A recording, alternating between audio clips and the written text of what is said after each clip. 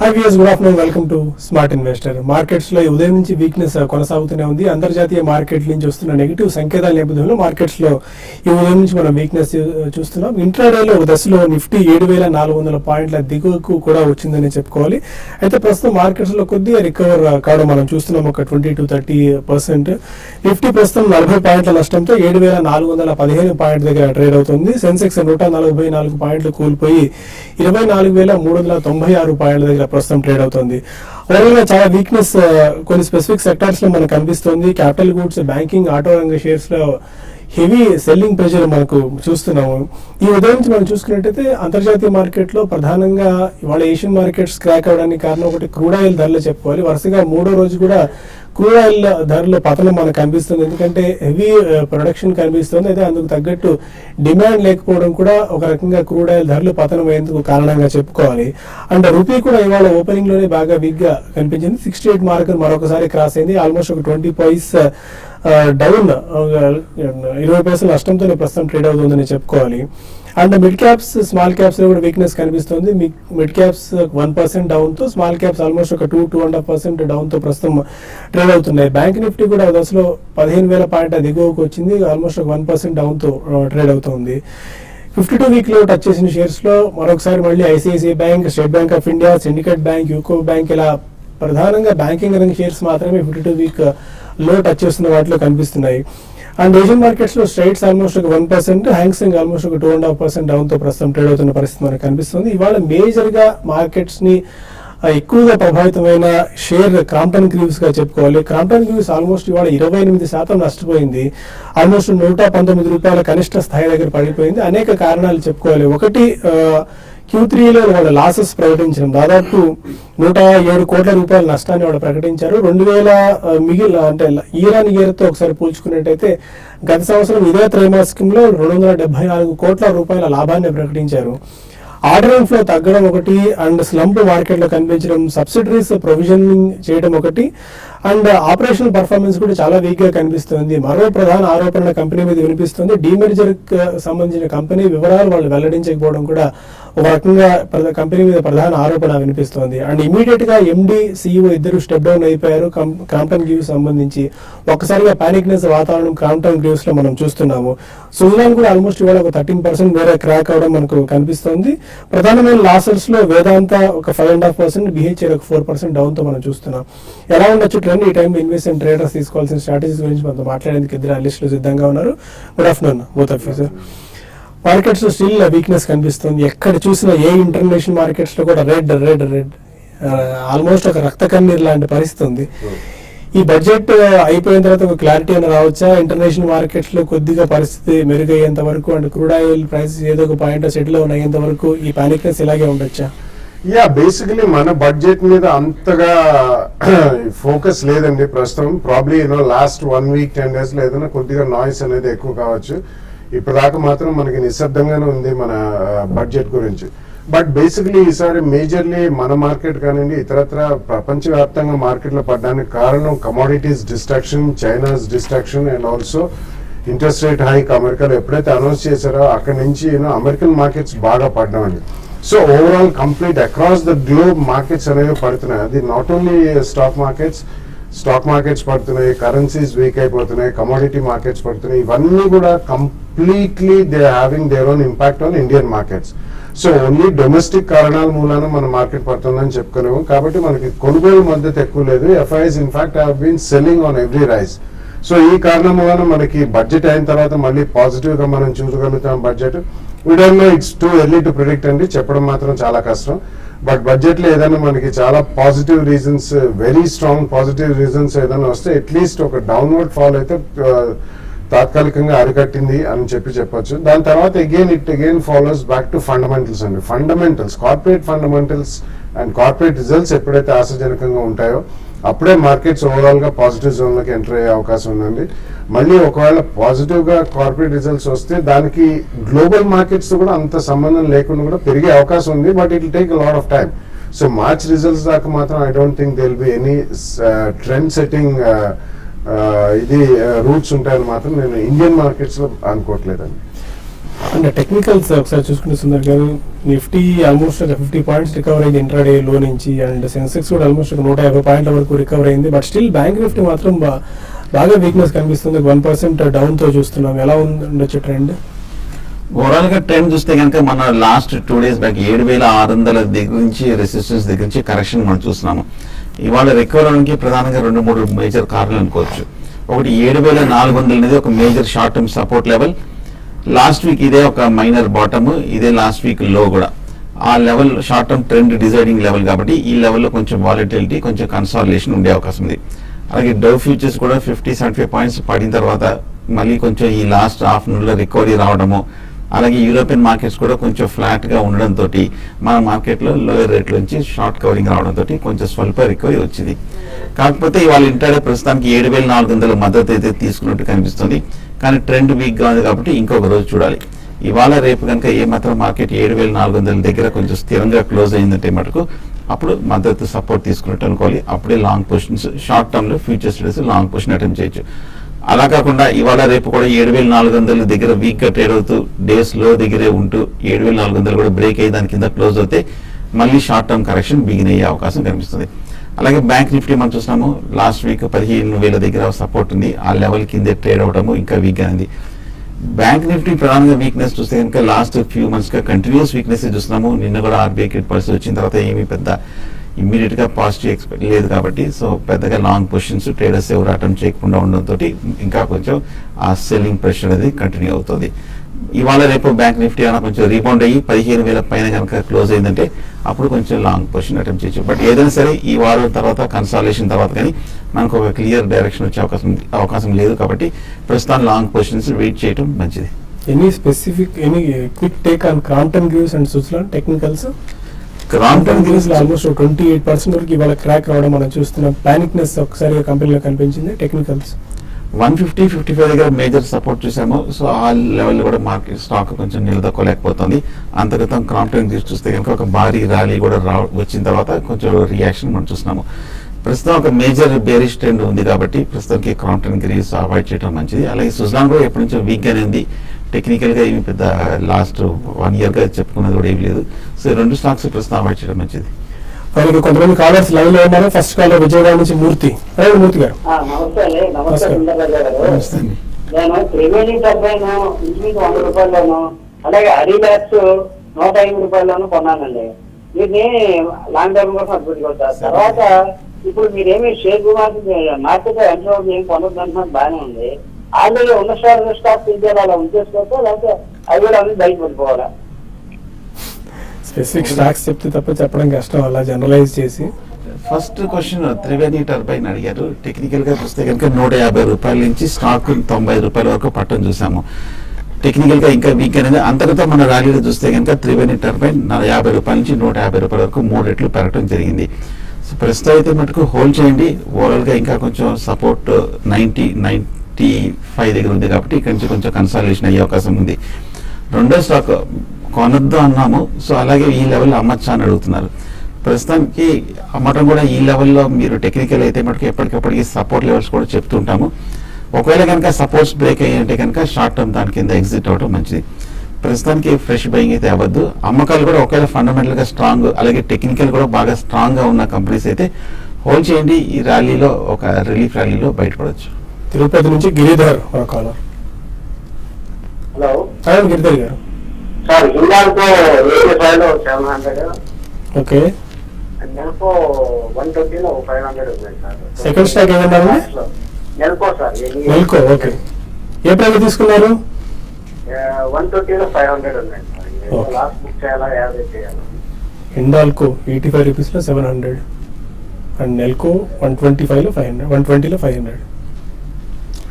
I think రెండు కూడా loss book చేయడమే బెటర్ అండి. I don't think you should even wait. ఎందుకంటే ఓవరాల్ మెటల్ స్టాక్ అసలు కంప్లీట్లీ డెసిమేట్ అయిపోయింది వరల్డ్ వైడ్ కూడా చూసుకుంటే. ఎక్సెప్ట్ మేబీ 1 or 2 స్టాక్స్ కొద్దిగా మిల్క్ అంటున్నాయి కానీ, బట్ మెటల్స్ లో ఇమ్మీడియట్లీ రీబౌండ్ అనేది మాత్రం కనిపించలేదు. Similarly Nelco is actually electronics company అండి. బట్ దానికి డిఫెన్స్ ఆర్డర్స్ వస్తాయి అంటే న్యూస్ బేస్డ్ ర్యాలీస్ అనేవి నెల్కోలో ఎక్కువ వస్తాయి కానీ ఐ డోంట్ థింక్ ఫండమెంటలీ ఈ ప్రైస్ సపోర్ట్ చేయదు. కాబట్టి ఐ థింక్ చిన్న బౌన్స్ వచ్చేదాకా వెయిట్ చేస్తే కూడా వెయిట్ చేయొచ్చు. Otherwise in my opinion it's better to cut the loss. Hyderabad నుంచి వెంకట్ మన caller. Venkat, hello, good afternoon sir. Good afternoon అండి. సార్ జిందాల్ స్టీల్ 75 లో తీసుకున్నాను. ఓకే, అది హోల్డ్ చేయొచ్చా లేదంటే జిందాల్ స్టీల్ 75. లాస్ట్ 1 year గా చూస్తే కనుక జిందాల్ స్టీల్ కంటిన్యూస్ వీక్నెస్ ఉంది. ఈ మధ్య కూడా మార్కెట్ ర్యాలీలో కూడా పెద్ద ఏమి పార్టిసిపేట్ చేయలేదు. అలాగే లాస్ట్ 1 or 2 weeks గా చూస్తే కూడా స్ట్రాంగ్ రియాక్షన్ మనం చూసాము. ఒకవేళ కనుక ఈ లెవెల్లో కొంచెం 55, 50, 60 దగ్గర కొంచెం సపోర్ట్ కనిపిస్తుంది. ఈ లెవెల్లో కొంచెం రికవరీ వచ్చే అవకాశం ఉంది. లాంగ్ టర్మ్ సపోర్ట్ కూడా ఈ లెవెల్లో కనిపిస్తుంది. టెక్నికల్ గా కొంచెం ఓవర్ సోల్డ్ పొజిషన్ వస్తుంది కాబట్టి కొంచెం ఒక రిలీఫ్ ర్యాలీ వచ్చే అవకాశం ఉంది. ర్యాలీ వచ్చిన తర్వాత నా ఉద్దేశం అప్పుడు మళ్ళీ నెక్స్ట్ టార్గెట్ 70-75 దగ్గర ఉంది కాబట్టి అక్కడ మీరు ఎగ్జిట్ అయిపోవడం మంచిది. ప్రస్తుతం వెయిట్ చేయండి. ఫైన్. ఇక మరిన్ని కాల్స్ అండ్ ఈమెయిల్స్ తీసుకునే ముందు స్మార్ట్ ఇన్వెస్టర్ లో ఒక చిన్న బ్రేక్ తీసుకుందాం.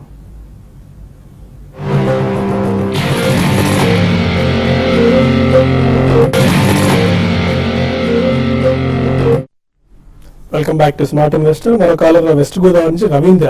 అడగండి రవీంద్ర. నమస్తే అండి. నమస్కారం అండి. సార్ నాది ఎస్బీఐ 250 యావరేజ్ ప్రైస్ లో 2000 ఉన్నాయి సార్. తర్వాత ఏమో సిప్లా ఫిబ్రవరి ఫీచర్స్ 610. ఓకే, అది ఏం చేయమంటారు? ఈ కండిషన్ లో ఉంచాలా లేకపోతే వెయిట్ చేయాలా లేకపోతే బౌన్స్ బ్యాక్ వచ్చేదాకా వచ్చే అప్పుడు ఎగ్జిట్ అవ్వాలా? ఏం చేయాలో కాస్త చెప్పాలండి. ఓకే అండి. State bank of India 250 rupees. మళ్ళీ రికవరీ ఛాన్సెస్ ఏమైనా కనిపిస్తున్నాయి? వరుసగా 52 వీక్ లో టచ్ చేస్తూనే వస్తున్న షేర్ ఇది. వీక్ గానే ఉందండి. టెక్నికల్ గాను న్యూస్ ఫ్లో కూడా చూస్తే బాగా వీక్ గానే ఉంది. సెక్టర్ వైస్ గా చూస్తే కనుక కొంచెం వెయిట్ చేయండి. ప్రస్తుతం ఈ లెవెల్ ఎగ్జిట్ అవ్వమని చెప్పలేము. ఒకవేళ కనుక కొంచెం కన్సాలిడేషన్ అయ్యి కొంచెం పాజిటివ్ గా ట్రెండ్ మారినప్పుడు ఫండమెంటల్ గాను టెక్నికల్ గాను అప్పుడు మీరు బై పొజిషన్ మళ్ళీ తీసుకోవచ్చు. సిప్లా 610 దగ్గర లాంగ్ పొజిషన్ తీసుకున్నారు. ఫ్యూచర్స్ లో 610 లో తీసుకున్నప్పుడు జనరల్ గా 600 మాకు అక్కడ సైకలాజికల్ సపోర్ట్ కనిపిస్తుంది. ఎప్పుడు చెప్తున్నట్టుగానే ఒక ఫ్యూచర్స్ లో 1 or 2% అంటే ఒక 600 కిందే ఎప్పుడైతే క్లోజింగ్ బేసిస్ మీద స్టాప్ లాస్ పెట్టుంటే బాగుండేది. నిన్న మన స్ట్రాంగ్ క్రాక్ డౌన్ కూడా మనం చూసాం సిప్లాలో. ప్రస్తుతం హోల్డ్ చేయండి. వీక్ గానే ఉంది. లాస్ తప్పనిసరి గా కనిపిస్తుంది. ఏమైనా ఇవాళ రేపు కనుక రీబౌండ్ అవుతే ర్యాలీలో ఇంచుమించు మీ రేట్ వచ్చినప్పుడు ఎగ్జిట్ అవ్వండి. చీరాల నుంచి రాజశేఖర్ మరో కాలర్. Hello sir. అదే రాజశేఖర్ గారు. హలో ఏమండి? హైటెక్ ప్లాస్టిక్ 180 లో బై చేశానండి 150. ఓకే, అది 220 దాకా వచ్చింది సార్. నేను నమ్ముకోలేదు. 140 డౌన్ దాకా వచ్చి 140 నుంచి మళ్ళీ 177 దాకా వచ్చింది కదండి. నేను టెక్నికల్ టర్మ్ ప్రకారం చూసుకున్నాను అది. ఓకే, కానీ దాని ఫండమెంటల్స్ మనీ కంట్రోల్ వాటిలో వస్తే కంట్రిబ్యూషన్ చేసని మార్కెట్ క్యాపిటల్ ప్రకారంగా తీసుకున్నానండి. అది దాంట్లో డెలివరీ కూడా 50% అలా ఉండేసరికి అది ఒకటి చూశాను. అంటే మీరు ఇప్పుడు 140 లో తీసుకుంటే 177 ఆల్మోస్ట్ 20-25% ప్రాఫిట్స్ లో ఉన్నారు. నేను 170 లో తీసుకున్నానండి. 170 లో తీసుకున్నారు. ఓకే, 170 తీసుకుని 220 వచ్చిన అమ్మలేదు నేను. ఓకే, అది మళ్ళీ 140కి వచ్చింది కదా. దానికి ఎంత దాని ఫండమెంటల్ పరిస్థితి హోల్డ్ తీసుకొస్తే బాగానే ఉంటుందా లేకపోతే ఏంటది? Hitech Plastics. Yeah, it's actually packaging unit and they make plastic containers for entire paint industry and itaratra vere companies ki.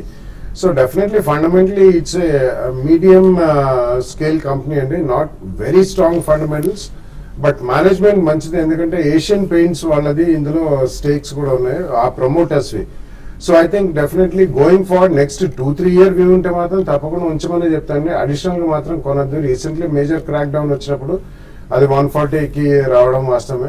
So ఇక్కడ నుంచి ఇంకా కూడా కొద్దిగా పడచ్చు. బట్ ఉన్న స్టాక్ ఉంచండి. ఒకవేళ అడిషనల్ గా కొనదలుచుకుంటే మాత్రం you can wait till March quarter results. ఎందుకంటే ఈ కంపెనీస్ ఎవరైతే ప్లాస్టిక్స్ యూజ్ చేస్తారో గ్రాన్యూల్స్ కొద్దిగా ఇన్వెంటరీ ఎక్కువ ఉండడం వలన కూడా లాస్ట్ క్వార్టర్ అంత ఆశాజనకంగా లేదు. But going far definitely beneficial అండి క్రూడ్ పెట్రోలియం అనేది పడడం. And it's a good company, good management into plastic packaging. So retain the stock. Karimnagar నుంచి చంద్రశేఖర్ మరో కాలర్. హలో, నమస్తే సార్. నమస్కారం అండి. సార్ నేను Time Technoplast and Deep Industries present rate లో తీసుకొచ్చా సార్. కొంచెం వెయిట్ చేయమంటారు సార్. బాలంగానే ట్రీట్మెంట్ సార్. కొద్దిగా వెయిట్ చేయండి. టైమ్ టెక్నోప్లాస్ట్ కూడా సేమ్ థింగ్. అది ఇప్పుడు చెప్పినట్టు ప్లాస్టిక్స్ రంగంలోనే ఉందండి.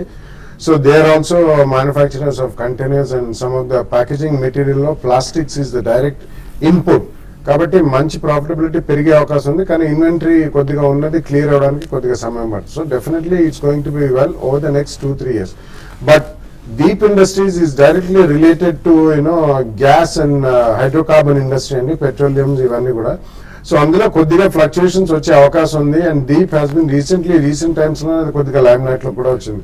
సో అందులో మీకు ఎక్కడన్నా మేబీ 10-15% స్పర్ట్ వచ్చి ఏదైనా కొద్దిగా మంచి రిజల్ట్ అది చూపిస్తే, ఎందుకంటే రీగ్యాసిఫికేషన్ వీటన్నిటిలో ఉన్నారు. సో అటువంటి దాంట్లో మాత్రం కొంచెం ప్రాఫిట్ బుక్ చేయడం మర్చిపోకండి. చెన్నై నుంచి సుజాత రకాల. హలో సుజాత గారు, సార్, నాకు ఇది నీలకమల్లోను మైంట్రీ కజారియా అండ్ మిండా ఇండస్ట్రీస్ లో ఉన్నాయి సార్. ఓకే. యాక్చువల్ గా ఇప్పుడంతా ఇవి ఇంత ఫాలింగ్ మార్కెట్ లో కూడా ఇవి పెరుగుతా ఉన్నాయి, కొద్దిగా స్టేబుల్ గా ఉన్నాయి. ఏం చేయమంటారు? జస్ట్ ఉంచమంటారా? ఎంత ప్రాఫిట్స్ లో ఉన్నారండి మీరు? మీరు తీసుకున్న ప్రైస్ నుంచి? నేను ఆల్రెడీ 2-3 years నుంచి ఉన్నాను సార్ వీటిలో.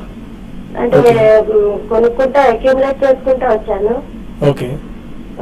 అరౌండ్ ఒక్కొక్క దాని 50 shares 100 shares అలా ఉన్నాయి. ఒక్కొక్క నిండా అయితే 100 shares ఉన్నాయి నా దగ్గర. 50 అట్లా. నో అండి, you made an excellent choice. 2-3 years నుంచి మెల్లిమెల్లిగా కొనుక్కుంటూ వస్తున్నారు. మీరు నేమ్ చేసిన అన్ని కంపెనీలు కూడా మంచి కంపెనీలు అండి. Minda is one of the strong auto ancillaries. Nilkamal కూడా 2-3 years back definitely it was almost 200-250 zone అనేది. అన్ని మంచి కంపెనీలే పిక్ చేశారు. ఇన్ మై ఒపీనియన్ మీకు ఇమ్మీడియట్లీ డబ్బు అవసరం లేకపోతే మాత్రం అమ్మాల్సిన అవసరం లేదండి. ఎందుకంటే మీరు మంచి రేట్లో కొన్నారు. ఈ చిన్న కరెక్షన్స్ వస్తూనే ఉంటాయి, కానీ మంచి స్టాక్స్ పికప్ చేశారు కాబట్టి నెక్స్ట్ 2-3 years లో మంచి లాభాలు వస్తే ఉన్న స్టాక్ ఉంచండి. ఫైన్. ఇంకా కొన్ని ఈమెయిల్స్ వచ్చాయి, వాటికి సమాధానం తెలుసుకునే ప్రయత్నం చేద్దాం.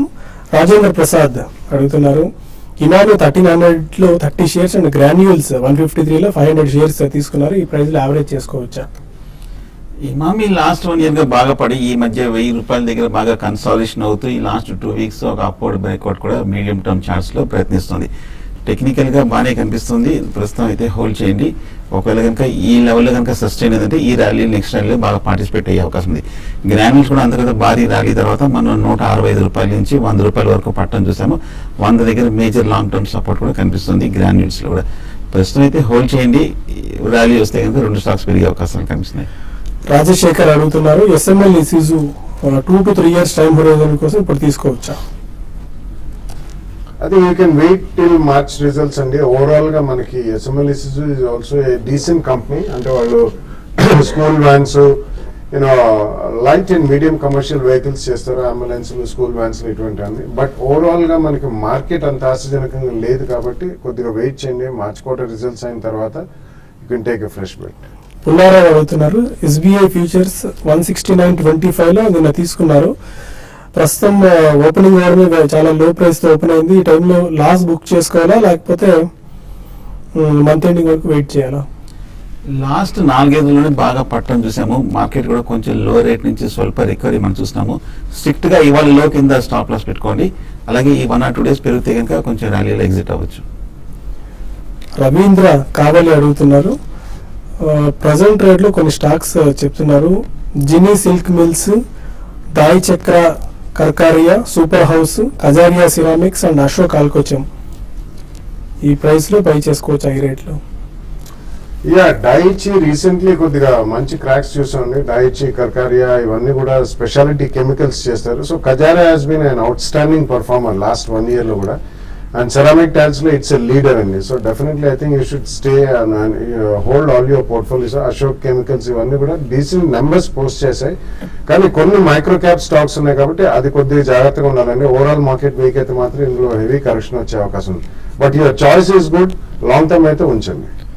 నాగిరెడ్డి అడుగుతున్నారు, క్రూడ్ ఆయిల్ రేట్ తగ్గుతుంది కాబట్టి ఇప్పుడు జేకే టైర్స్ తీసుకోవచ్చా? జేకే టైర్స్ చూస్తే ఓవరాల్ గా టెక్నికల్ గా చూస్తే కనుక 110 రూపాయలు 120 రూపాయల నుంచి పడిన స్టాక్ 85 రూపాయల దగ్గర మేజర్ సపోర్ట్ కూడా కనిపిస్తుంది. మరికొంత కన్సాలేషన్ ఇవ్వండి. 80 రూపీస్ దగ్గర కొంచెం స్థిరంగా అయిన తర్వాత తీసుకోవచ్చు. మార్కెట్ కూడా స్టేబుల్ అయ్యాక తీసుకోవచ్చు. డివిఎస్ కృష్ణ అడుగుతున్నారు, EPC industries mind tree 2 to 3 years time horizon కోసం ఇప్పుడు తీసుకోవచ్చా? మేబీ 2-3 ప్రైస్ పాయింట్స్ అండి. మైండ్ ట్రీ కూడా అది చాలా స్ట్రాంగ్ పర్ఫార్మర్ లాస్ట్ 1 year లో. EPC Industries is actually a proxy for agri industry going forward, కానీ కొద్దిగా టైం పడుతుందండి. సో 2 or 3 ప్రైస్ పాయింట్స్ లో మీరు కొనుక్కోండి. బట్ ఈ క్వార్టర్ రిజల్ట్స్ మొత్తం వచ్చేదాకా, అంటే ఈ పర్టికులర్ కంపెనీస్ కాకుండా ఈపీసీ రిజల్ట్స్ వచ్చాయి, డీసెంట్ గా ఉన్నాయి. బట్ ఓవరాల్ రిజల్ట్ సీజన్ అయిన తర్వాత you can start buying. Chaitanya Pothineni అడుగుతున్నారు, సువెన్ లైఫ్ సైన్సెస్ 263 రూపీస్ లో బై చేశారు, ఈ టైంలో హోల్డ్ ఆర్ యావరేజ్? హోల్డ్ చేయండి, కొంచెం 200 రూపీస్ దగ్గర సపోర్ట్ తీసుకొని కన్సాలేషన్ అయితే తీసుకోవచ్చు. ట్రెండ్ ఇంకా కొంచెం వీక్ గా కనిపిస్తుంది. సూర్యప్రకాష్ అడుగుతున్నారు, TVS electronics and Bajaj electronics fresh positions తీసుకోవచ్చా? నో, టీవీఎస్ ఎలక్ట్రానిక్స్ నో అండి, డెఫినెట్లీ ఫండమెంటల్స్ పరంగా అయితే ఇట్స్ నాట్ అడ్వైజబుల్ అండి. అంటే ఉన్న ప్రైస్ కూడా కొద్దిగా హై అని అనిపిస్తుంది. Probably it's turn on case, అంత హెవీ మార్జిన్స్ అంటూ ఉన్నాను. బజాజ్ ఎలక్ట్రానిక్స్ కూడా మీరు ఈ కంప్లీట్ రిజల్ట్ సీజన్ అయిన తర్వాత చేయండి. నేను బజాజ్ ఎలక్ట్రానిక్స్ కూడా రీసెంట్లీ మనకి ట్రాన్స్మిషన్ బిజినెస్ లో కూడా వెళ్ళారు, అపార్ట్ ఫ్రమ్ అప్లయన్సెస్. కాబట్టి రిజల్ట్స్ కంప్లీట్లీ చూసిన తర్వాత you can take at the first price point. అప్పటిదాకా మాత్రం యూ కెన్ వెయిట్. మార్కెట్స్ లో స్టిల్ వీక్నెస్ కొనసాగుతూనే ఉంది. సెన్సెక్స్ ఆల్మోస్ట్ 200 పాయింట్స్ డౌన్ తో ట్రేడ్ అవుతుంది. 24,340 దగ్గర మనం షో స్టార్టింగ్ లో డిస్కస్ చేసిన దానికి ఇప్పటికి ఆల్మోస్ట్ 30 to 40 పాయింట్స్ వీక్ అవడం మళ్ళీ మనం చూస్తున్నాం. నిఫ్టీ కూడా బిలో 74 దగ్గర ట్రేడ్ అవుతుంది. Any closing trading remarks? European markets flat నుంచి మళ్ళీ కొంచెం రెడ్ లోకి డీప్ అయిన అవడంతో మన మార్కెట్స్ కూడా కొంచెం సెల్లింగ్ ప్రెషర్ రావడం చేసాము. 7,400 కింద ట్రేడ్ అవుతుంది. బట్ కానీ అంత major last half an hour లో వీక్నెస్ కనిపించట్లేదు. ఈ లెవెల్లో కొంచెం వాలటైల్ కన్సాలిడేషన్ ఉంది, ఎందుకంటే 7,400 అనేది ఒక trend deciding short term levels. కాబట్టి ప్రస్తుతం కొంచెం ఇంకా ఇండెక్స్ గానే కనిపిస్తుంది, వీక్నెస్ కొనసాగుతుంది. ఒకవేళ 7,400 పైన కనుక కాసేపు ట్రేడ్ అవుతాయి కనుక రికవరీ, అప్పుడు ఎక్స్ట్రీమ్ స్పెక్యులేటివ్ బెట్ గా ఒక లాంగ్ పొజిషన్ తీసుకోవచ్చు. ఓకే, ఇక పిల్లల చదువులు, అమ్మాయి పెళ్లి, హ్యాపీ రిటైర్మెంట్ అనేది ప్రతి ఒక్కరి లైఫ్ లో ఒక మేజర్ గోల్స్ ఇవి. ఈ గోల్స్ ని ఫుల్ఫిల్ ఎలా చేసుకోవాలి, పొదుపును అద్భుత పెట్టుబడి సాధనంగా ఎలా మలుచుకోవాలి, అండ్ ఈ పొదుపులో భాగంగా మ్యూచువల్ ఫండ్స్ ఎలాంటి రిటర్న్స్ ఇస్తాయి అనే అంశాలపై ఈ 7th సండే వరంగల్ ఎన్ఆర్ఐ హాల్లో మ్యూచువల్ ఫండ్ సమ్మిట్ జరగబోతుంది. టీవీ5 అండ్ ఐసిఐసిఐ ప్రుడెన్షియల్ సంయుక్తంగా ఈ సమ్మిట్ నిర్వహిస్తోంది. వరంగల్ చుట్టుపక్కల ప్రాంతాల్లో వాళ్ళు కంపల్సరీగా ఈ సదస్సుకు హాజరవ్వండి. మీ గోల్స్ ని ఎలా ఫుల్ఫిల్ చేసుకోవాలి, ఫైనాన్షియల్ గా ఎలా స్ట్రెంథన్ చేసుకోవాలన్న విషయాలు అక్కడ తెలుసుకోవచ్చు. ఇది వాళ్ళ స్మార్ట్ ఇన్వెస్టర్. రేపటి బిజినెస్ బ్రేక్ఫాస్ట్ లో మళ్ళీ కలుద్దాం. Stay with us.